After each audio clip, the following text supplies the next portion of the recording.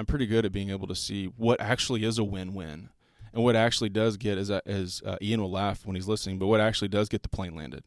Yeah. With having killed as few people as possible, right? Like that's the thing we used to say at the firm is like, the plane is on fire, it's in the air, and it's our job to get it on the ground with as few casualties as possible. I can do that.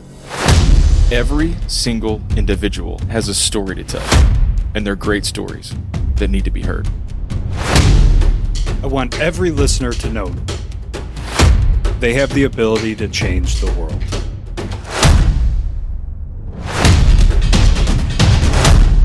Welcome to the 1720 Podcast. What's up, Mount Movers? Welcome back to the 1720 Podcast. Dude, Dan Lombardo, like on fire for his purpose and so well spoken and so much feedback. I know you got some, I got some regarding last week's episode and the impact and the inspiration, all the things. Yeah, I've said before, you usually get all the feedback. I don't know why. Maybe you're probably more approachable than I am. It's the baldness. It's a bald thing, I think. But I had it this week too. People just like really connected with the things he was saying. Some of the stories that, like, very raw stories that he told, and very sort of moved and engaged to reach out. Or folks who knew him were like, "Man, how awesome is Dan?" I had a few of those too. So, yeah, man, it's funny how each episode impacts a different set of listeners in different ways, because you go weeks without hearing from somebody and then it'll be like, boom, that one was amazing. So that's part of the I guess part of the magic of having a real like wide berth to our topics and our guests is we hit folks differently at different times. Yeah, and it's super important, the faithful listeners that we have, man. Brian Lee, Gerald, Fishy, Roger, like getting that every single week, like, hey, this one, like, you could tell when one really hit, and this was a week where all of them reached out, right. And for those guys, like, man, that's super important to us. It's the fuel to the fire. Our tank is still full from the 100th episode celebration, but man, keep it coming, because that's our payment, really. Yeah, I've told the 100th episode celebration fills the tank story 100 times in the last 2 weeks. Like, just how I still, I don't know, 10 days later, still look back at that day and I was like, holy mackerel, like if we needed any indication that what we were doing was moving the needle just a little bit for anybody, like that was it. And let's keep going. Let's keep doing this. So yeah, one of my sidebars, because you and I mean, we were in shell shock the entire time. So we didn't really even get a chance to talk, and we didn't get a chance to talk to a lot of people that were there, but right. Keon pulled me aside. He's like, look around this room. Like, if this room disappears, so does commercial construction. Like, yeah, think about that. Yeah. He's always the guy that helps me see things I'm not seeing, My dad actually had that sort of like 1 million foot perspective. He was like, who are all these people? And I kind of talking to him about, and he says, do they ever get together like on their own? I was like, probably. I mean, maybe, probably not though. We can't pull off any 5 of them at the same time, let alone 60. Yeah. Right. So somehow Fishy, and D. Brad and the guys at Osburn like made the connection to get them all there, in a way that was, magnificent. So, but yeah, I think we probably talk about that moment for a few more weeks, just because additional videos have rolled in, additional photos have rolled in, pictures of the cake have rolled in. That's right. It should have came in the box. I would have eaten it, collapsed. I told Fisher that. I was like, that cake looks so delicious, I would have eaten it with my fists, like just handfuls of cake. I don't even care. Just face full of cake. We need to post those this week. For those of you who don't know that story, at our celebration of 100 episodes a couple weeks ago, there was a very nice cake. I mean, wedding cake-ish looking, very, very nice, very fancy, very, very pretty cake that effectively got turned into cake mush in the front of someone's truck on the way to the event. And then here's a funny too, is that the firm sent Fisher an extra like $300 or $400 worth of cupcakes over to Woodhouse. It's with a note that said something like, maybe you won't get these cakes all smushed up or something like that. Oh, it's solid. That was a pretty funny bit. Yeah. You know what we need to do? For those that weren't there, they also gave us a gift, and I got a 1720 100th episode wrestling belt, which is very fitting. Yes. And then you got a 1720 basketball that the people there signed. We got to we got to get a picture of that to put out there. We have the picture together, but like they're still wrapping on the belt. But like I think mine's in the studio. If you could grab a picture and like up against the logo, and then get yours in your new office, or at home, wherever it's at, that'd be a good thing to post like in the middle of one of the weeks. Yep, I think I meant to bring it up here today. So I'm actually, we'll talk about it in a second. But because I have a new office these days, all the AV and tech wasn't set up there to record. So I actually came up to the studio, even though we are remotely. And when I was headed this way, I got about 10 minutes away from the office. I was like, "Oh man!" Because since the belt's here, I think the basketball probably belongs here too. So we'll find a way to display those here in the studio. That'll be fun. Well, before we get into the meat of this episode, there is a shout out to another faithful listener, Rod Valdez. He has an attention to detail, as you've come to find out, Stewie. And yes. He caught a little something that is hysterical and baffling at the same time. And we're just going to keep it general for now. But when he brought it to me, I laughed out loud.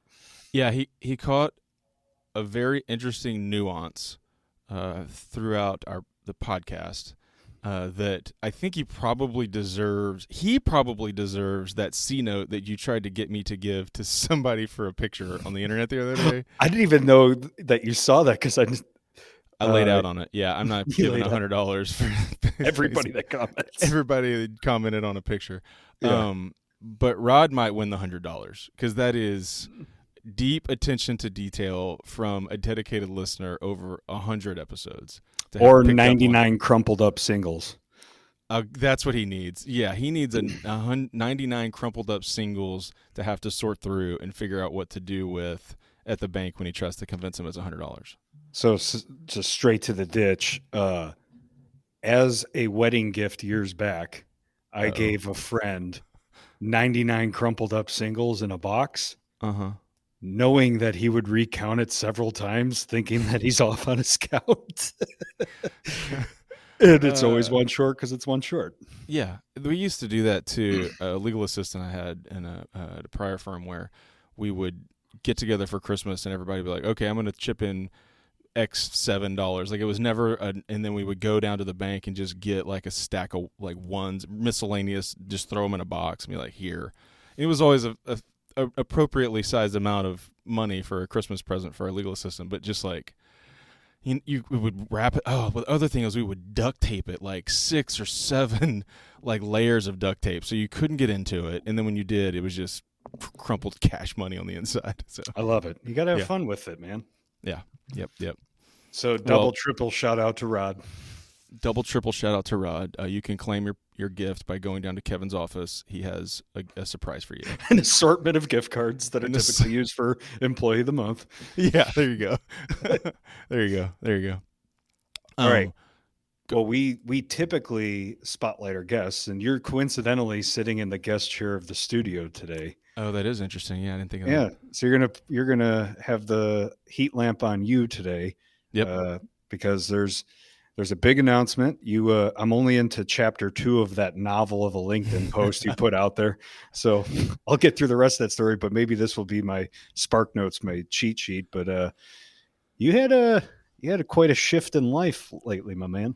Yeah. I mean, you've been on the inside track of knowing that was coming and helping me, think through it and process through it and everything. But I guess 1 week ago today, I started my job as the chief legal officer for Osburn, and it's the net result of, Daniel's probably listening, and he'll be like, "That's not the right amount of time." But I feel like we've been generally talking about me coming over there for a couple of years, and when the conversation first started, I told Daniel no. I was like, "This is when it's time for you to hire a lawyer, because you guys have grown in a way that sort of necessitates or dictates that that's appropriate. I'll help you find somebody, right? Just tell me kind of what shoes you're thinking that this role will entail. And I know everybody, so I'll help you find the right person." And that conversation, in and out, kind of tossed on the table from time to time. What about this? Who would it be? I think probably about a year ago, I told him no again. It was like, "Hey, I think it should be you." And I was like, "No, I don't think you understand. I work at the firm, and this is all charted out, headed in a particular direction, and all signs are pointing towards that the direction is going to be achieved in short order. I'm not your guy." and then the frequency of the conversation begins to increase, and when we finally get down to, I'll just say brass tacks. I don't know what the right cliche is there about what they really need and what they were really looking for to get from someone coming over there to be their chief legal officer. It really had this like moment where I was like, that is actually me. For a million reasons. In my novel that I posted on LinkedIn about making a transition, I sort of alluded to the Churchill quote that has been just rattling around in my mind for months and months and months. And I came to this point in the conversation and in the processing where I actually, like, that's not just hokey me trying to put together a narrative that I posted. Like, that's 1,000,000% how I feel. Like, this is something that is uniquely situated for me and my talents. And I feel thankful that, I long processed with Daniel. I'm thankful that the opportunity presented itself. But I think mostly I'm super excited about the idea that something that while I was at the firm, I loved doing, a role that I had leaned into very heavily at the firm, is precisely what Daniel and the Osburn team have needed for some time. And so I have the ability to step in and do the things that I actually love doing as a lawyer, which is looking down the road, identifying problems before they become problems, helping navigate clearly through whatever waters exist. And it's a skill set that I've developed over time because typically I'm the trial lawyer. Everything has already hit the fan. Let's go solve it in a way that's out of our control. And hey, go ahead. Well, I can vouch for the quote from Zach Vanderberg that stuck with you for so long. Yeah. Before you had it figured out too, which is cool. Like you said, front row seat. I've had a front row seat to it. There's two things, right? There's that.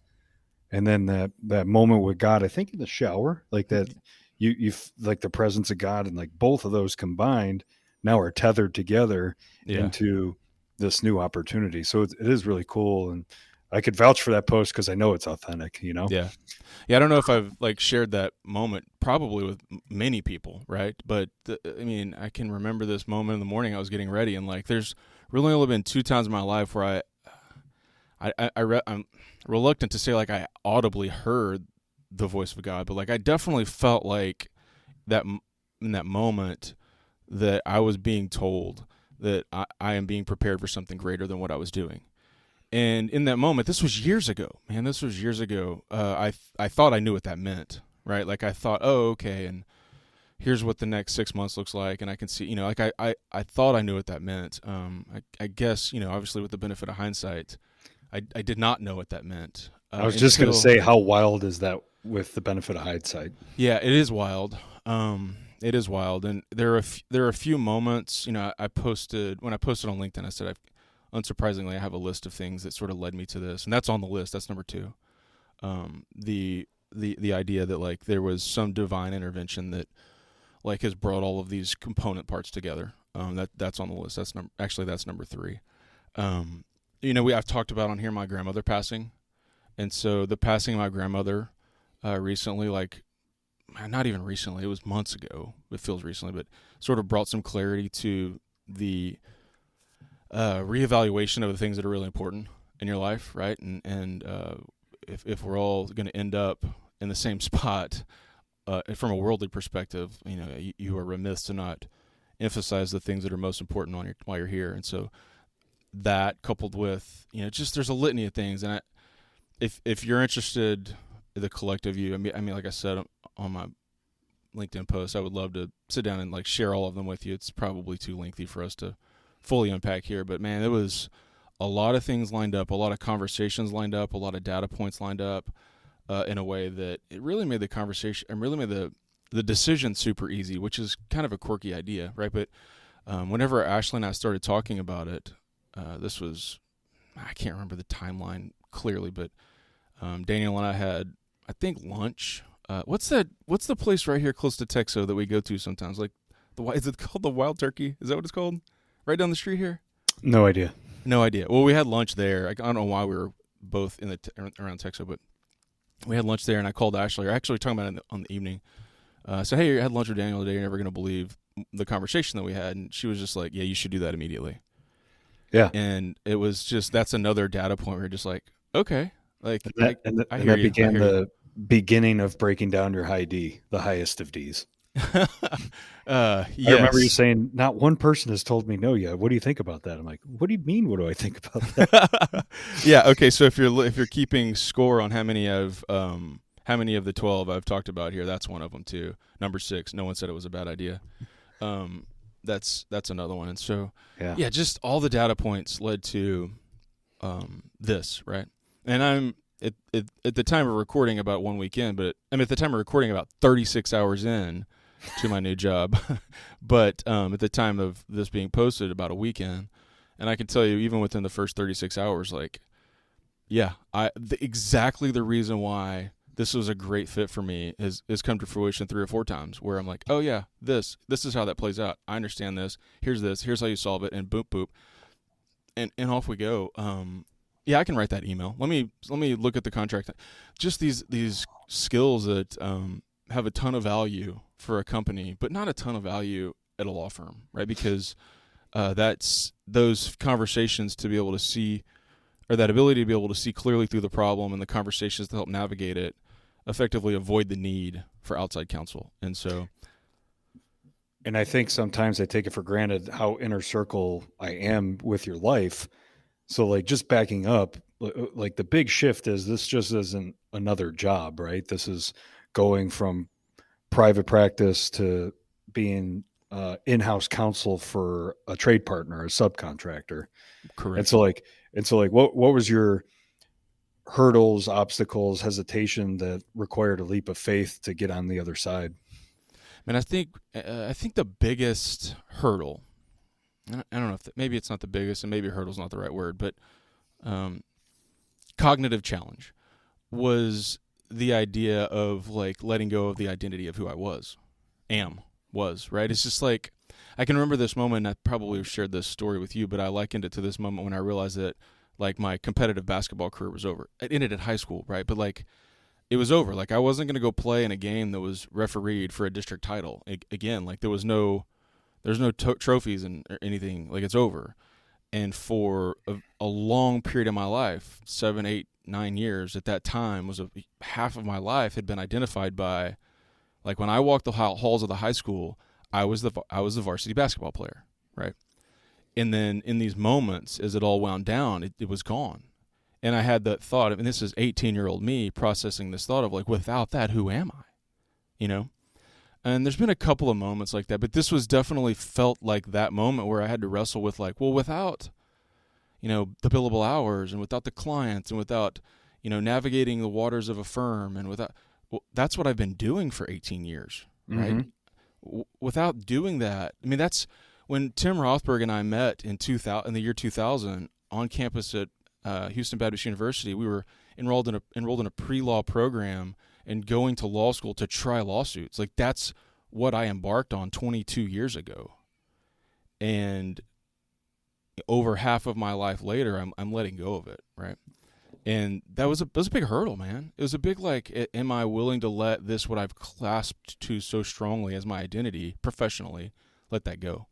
And through lots of conversation and, bringing circles of folks around, and reflective, meditative, prayerful time, journaling like crazy, man. It just became a conversation and an idea that was like, yeah, that's prideful, that's selfish, that's, and it became eventually something that I was willing and willingly letting go of. But that was the biggest wrestle, is getting through that idea. What I like is something that you brought up earlier, just a few minutes ago, is you get to switch from reactive to proactive. I mean, from our side, any contractor, everything you're dealing with is reactive. Oh yeah. Everything. Oh yeah. It's all, you're stepping in when reactive is at its peak or about to be at its peak. That shift to the basketball analogy, playing offense. You get to play offense now instead of full-time defense. Right. Like, what specifically about that gets you amped up? Like, because I know it would amp me up if I've went from nothing from defense to offense. Well, I can fully appreciate the value of outside counsel. It is, as people have often told me, it is a necessary evil. Yeah, right? for Every sure. once in a while, you find yourself in a spot where you can't solve the problem anymore. You have to have outside counsel. So I fully appreciate the value of that. But I also have learned to appreciate that it is an enormous distraction from the business that's being run. And so, one of my, and I use this word a lot lately, but one of my superpowers is having acknowledged that on the outside is that my life, my existence, my job, my profession, what puts food on the table at my house is a distraction from your business. And it found a really safe space to be able to interface with clients in a way that was understood that and understood that my goal as a lawyer had to be uniquely aligned to your goals as a business operator or business owner. That's not always the model for lawyers. Lots of times lawyers, and this is not throwing a stone at anybody, I think this is just because of the way we are trained to think and process. Once the problem is delivered over to me, I'm just going to go run with it and solve it. And oftentimes that becomes deaf to why it matters, the timing of particular things, how communications are made and received, all this sort of stuff, right? And so I've had the privilege of representing my friends for years and gotten tons of feedback from them over those years about this is a distraction, or at this time of the day I can't focus on it, or I don't know how to do that. You're sending me emails and I don't even know what they mean, to help sort of get closer to being like a true trusted advisor to clients. And so I say all that to kind of say that the value of then turning that internally, and turning all that internally and avoiding all of those things, I can appreciate even more acutely how if we can avoid it in the first place and help keep the business on the rails, right, in terms of just chasing the primary goal, how much of a value add that is to a business. And so I don't have to always talk. The business has run for decades without me there. But I can also see, we're veering right, boop, and just tip us back to the left just a little bit. Or in some instances, I have 18 years of seeing all the worst things happen. And I come at them from a perspective of having to solve those problems when they get to me. But through the process of solving those problems when they got to me, I figured out how they got to become problems in the first place. Okay, so let's go into that a little bit, genuine curiosity, because as an operator for me, I can appreciate the value of having somebody see an angle that I'm not seeing. Totally. Yeah, I need sure. I need to be surrounded by people that do that in all facets of the business. But as an operator of construction projects, what angle is that proactively that you're coming and saying, "Hey, Kev, we need to address this soon," or X? Do you have an example off the top of your head? I don't know if I have an example off the top of my head that it addresses that specific concern, but I'll take a step back and give a bigger answer. It's the exact answer that I gave back in mid-COVID when you asked me to come speak to your project team. It is proactive, clear communication. Yeah. We are an industry of busy people doing really important things that have really grave consequences, and oftentimes, sometimes actual grave consequences, right? There are people doing very dangerous things every day. And not communicating clearly causes about 80 to 85% of lawsuits. That's just the answer. And so I think that I can see those miscommunications, lack of communications, or non-communication, I guess the same thing, happening reactively now, or not reactively now, proactively now, and say, hey, have we told them that? Let me look at that. Is that clear? Let me have a greater understanding of what led us to this point, because I might be able to say what led us to this point was actually 7 emails ago whenever you said X, but I see why he thought it meant Y, and we got off on 2 separate tracks and nobody even knows it. Yeah. Right? That communication train left the station and they went in 2 different directions and nobody even knows it. And there's times when emotion probably shouldn't even be in there. It's just fact. No opinion, no emotions. Here's some factual data on why this job's delayed. Yeah. Well, and I can also, the benefit of that idea that communication is king, I can sit oftentimes in the seat of the recipient and say, okay, hold on a second.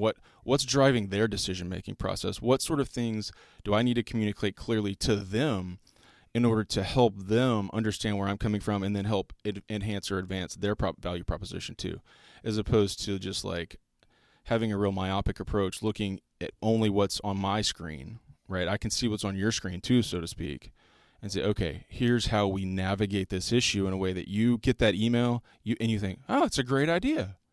And I send it, and I know that the solution is a great idea. Like, I can see those things. Yeah. And I know I'm horn tooting a little bit, but I have learned over the last 5 years, like, I'm pretty good at that. I'm pretty good at being able to see what actually is a win-win, and what actually does get, as Ian will laugh when he's listening, but what actually does get the plane landed. Yeah. With having killed as few people as possible, right? Like, that's the thing we used to say at the firm, is like, the plane is on fire, it's in the air, and it's our job to get it on the ground with as few casualties as possible. I can do that. So, squirrel moment, does that mean, since you're no longer my attorney, that I can burn, quote unquote, do nothing to the ground and not have to follow that advice anymore? Yeah, you can do whatever you want. Your point, that Yeah. was always your, to land the plane, like, Kev, this one's probably not worth it. Do nothing. I think do nothing is your selection. Do nothing is still always the first option. Whether it's a good one or not, it's a different question, but it is the first option. There's no middle ground. It's either do nothing or FAFO. Like, there's no. It's funny because in all of my journaling over these last months, trying to like get my mind around a bunch of like moving parts, both in terms of the transition to Osburn, but just in terms of like resetting and realigning what's going on in my brain and what's going on in my life. I wrote that down, right? I wrote down that, like, historically I operate at 100 or 0. I'm either on or off. I got two speeds, all in or all out. And I have learned over the last few years that is a problem, right? Like, I've worn that as a badge of honor, some sort of like, that's how I roll. Like, I'm either, leave me alone or I'm going to burn you down. Boy, that is unchecked, that is a destructive pattern. It has proved to be a destructive pattern for me in terms of like, I get all in on a lot of stuff, and I get my throttle, or I get my the throttle stuck. The revs won't come down because I'm all in on a bunch of stuff, and I've thought, talked, reflected, prayed, journaled, re-reflected, reread, looked back at stuff from years ago, where I'm like, man, I was doing it there too. Like, I didn't know it, but I can reread those words now and know that, like, the accelerator pedal was stuck. Yeah. And I couldn't figure out how to break it loose. And I figured that out over time and whatnot. But, kind of to your point, it's either do nothing or FAFO. Boy, there's some gray in there too from time to time. And sometimes the gray option is the right option. For sure, man. Well, I know everything, and you shared a lot about what you're excited about, and it's too early to tell what's going well, right? You're just getting started, but what scares you? What scares you about the opportunity? Man, I know this is going to sound hokey, like the marketing team got a hold of my podcast for today, but the answer, honestly, in all honesty, is nothing. I go into an opportunity at Osburn knowing tons of people, right? Like, knowing tons of the folks over there. Some of them I've known, like Daniel, I've known since early YCC. We've been friends for a long time. We've been in peer groups together. We know everything about each other. What makes you tick, what doesn't make you tick, how do you get motivated, what are your communication deficiencies, blah, blah, blah. We know all of these things through most of their leadership team. And then even sort of like down a little further from like the top brass, all of the guys over there I've met over the years, I know them. And so I go into it like without any hesitation or trepidation. It's a fully like eyes wide open. I know all those people. And it makes it, I know people say don't do business with your friends. I don't know if that means don't work with your friends, but man, it just makes it really easy, inviting, encouraging. Opportunistic's not probably the right word there, but just like, I don't know, day one with Daniel, I was just like, hey man, just so you know, like, I'm going to call you to be greater, and it's going to burn sometimes. And he was like, yeah, me too. I was like, cool, let's do this. Yeah. It's all in the interest of like personal, professional, and family and betterment. And I'm not mad at you, but I know you and you know me, and you just need to know that like I'm going to hold you accountable to all of the things, just like we have been doing forever. But I'm not worried about any of that stuff, Yeah, several people's heart going into day one. There's no dangled carrot. They got scripture up on the walls. Their value goes much beyond concrete and construction. Oh yeah. There's a lot of benefit in that. Yep. For And sure. your personality profile, the high D, the highest of Ds. Like once you cross over, like there's really not much else to be scared of because you already worked through all those traps. I already worked through them all. Yeah, I Me, already I've worked through jumped in and then it's like, and then what? Uh-oh. What's coming? Yeah, what's coming? I mean, I guess like if I had to talk again, 36 hours, but I've done Osburn's legal work for years. There are a lot of industry challenges that they're dealing with, right? Like just like everyone else, prices are skyrocketing. There's lots of market volatility around commodities and this sort of thing. So those issues we will wrestle with just like everyone else. I've already seen all of it. I've seen it across all of the different clients that I've represented, both in terms of owners and GCs and subs over these last few years. So I've seen all of it. And in fact, today I was able to like cross-pollinate an idea that I had used for another client at the firm. It's like, hey, have y'all thought about this? And so it's having seen a wide variety of it, even through this like sort of volatile post-pandemic supply chain crisis. I think will probably prove to be helpful in terms of helping us all navigate through it. Well, and I think the thing that really crossed you over to the other side was Remington's swag closet. I think that's what got you. Yeah, I went in on. I took a week off. Man, I guess I was unemployed. I didn't take a week off. There was nothing to take a week off from. But on my week off or slash being unemployed, I went up to the office just to check in and ran around to the corner where Rem's office is, and I opened the door and I was like, all right, man, give me all your quarter zips. And he actually, I have one on today. He actually had a box. He was like, dude, I got you a quarter zip for every day. And he had a box already jammed in there with all the swag. And I was like, man, that is my love language. This is It is great. You are my best friend. Yes. So shout out to Rem because he's got a full closet full of awesome swag stuff for me. Well, I mean, for everybody, but for me. Right. Yeah. Well, man, I'm excited to see these next 30, 60, 90, 6 months, 12 months in. We get to look back in and break some of these things down that you're learning. And the biggest thing, man, is I'm happy for you and I'm proud of you. I know you're going to do great things over there. I know this is going to positively impact your family and your faith and your energy and everything else, man. So, again, proud of you. Thanks, man. I appreciate that. I will. I'll tell another story on the way out here, and I mean this. Like, I'm not leaving the firm like on any bad terms. It's a great place. It's got great people. In fact, Ian and Barry, Dennis down in Houston, Rothberg.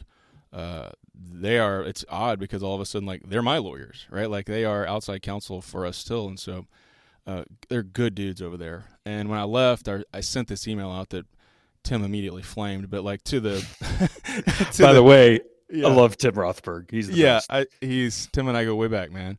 But just like I told this story about how I remember there was a phase of my life where we were living with my grandparents, and we had borrowed, I don't know why, but we had borrowed someone's pickup truck to go fill it full of firewood, kind of as the winter got here. They had this like insert in the fireplace that just consumed firewood.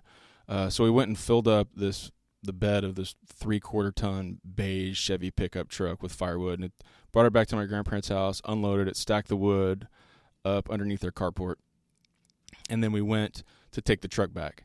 And my grandma was with us, and we went into town and like hosed the truck off, right? Like in the, like the old car wash where you get like put quarters in and the wand it off, right? Wand it off, filled it up with gas, took it back to the dude we had borrowed it from, and I was just, is it like a 12-year-old or however I was like, this is stupid. Like, just take it back, right?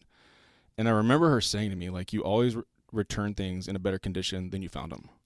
And I was like, ooh, that's stupid, but like that story has like really stuck with me over 30 years. I mean, I'm about to be 44, so over the last however many years. And I hope that's what happened at the firm. Like, I hope that I took it to the car wash and cleaned it up and just left it full of gas, and that the place is a little nicer, a little better, a little friendlier, whatever, than it was when I found it, because there's great people over there. They're doing great work, and some of my friends over there still too, so kind of cool. Like I emailed Barry yesterday. I was like, hey, could we grab lunch? I'd like to have an update on the status of the pending Osburn matters that you're working on for me.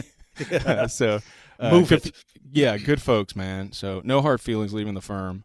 This was not about that. As I said a few times, I'm not running from anything, just running to something, so. For sure. April Sprint's wisdom nugget right there. Is that from April, man? I've lost track of where we've put all of these like nuggets of genius into our brains. But is that an Aprilism? At least for me, it is. Gotcha. Yep. Yeah, so that's it, man. That's a short update on basically 2 years of me thinking through. Well, actually, probably not 2 years of thinking through, right? Because I told Daniel no for better part of a year and a half or so. But anyway, just a big life change. Headed the other direction for work. That's a funny thing. I'm not going towards downtown anymore. I'm headed towards Plano. But different direction, literally and figuratively, but still doing the same thing and looking forward to whatever the next season and chapter looks like in terms of helping those guys out. So, welcome to the dark side, brother. I've gotten that one a few times. I think Brian Lee hit me with a welcome to the dark side. Man, there's been a lot of like really interesting, valuable, sentimental feedback, both in terms of like when I posted on LinkedIn and left the firm, and just nice notes and folks reaching out to just say thanks or nice work or this sort of thing. And so it's been, I don't know, kind of a weird reflective week of closing that book down or closing that chapter down and opening up the new one, man. So very, very excited. For sure, man. Well, again, proud of you and looking forward to see all you do over there. Thanks, man.